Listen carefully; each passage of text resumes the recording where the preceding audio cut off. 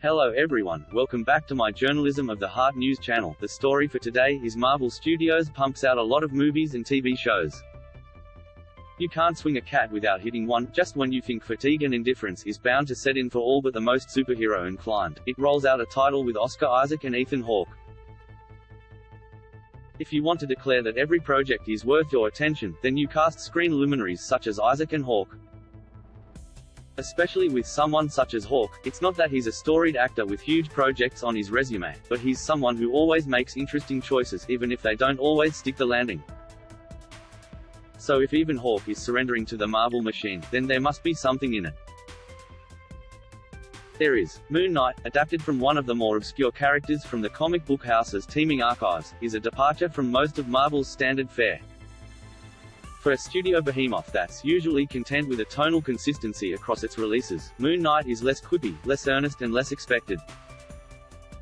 It has a trippy, discombobulating vibe, putting the audience in the headspace of its confused protagonist, a character with something akin to dissociative identity disorder.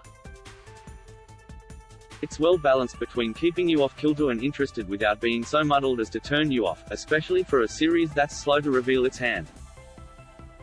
The first personality the audience meets is Stephen Grant, a mild-mannered British man who works in a museum gift shop. His boss treats him with contempt and the closest thing he has to a friend is a one-finned goldfish. Stephen is nervy, a ball of anxious energy that always seems one provocation away from fainting. But social anxiety isn't his main problem, it's that he needs to chain himself to his bed at night. Stephen blacks out and has vivid, horrific dreams. That's because Stephen is an alternate personality for Mark Spector, an American mercenary who turns out to be an earthly avatar for the Egyptian moon god Khonshu, voice of F. Murray Abraham, and Khonshu is pitched in battle against another god, Ammit, who is served by the charismatic and menacing cult leader Arthur Harrow, Hawke.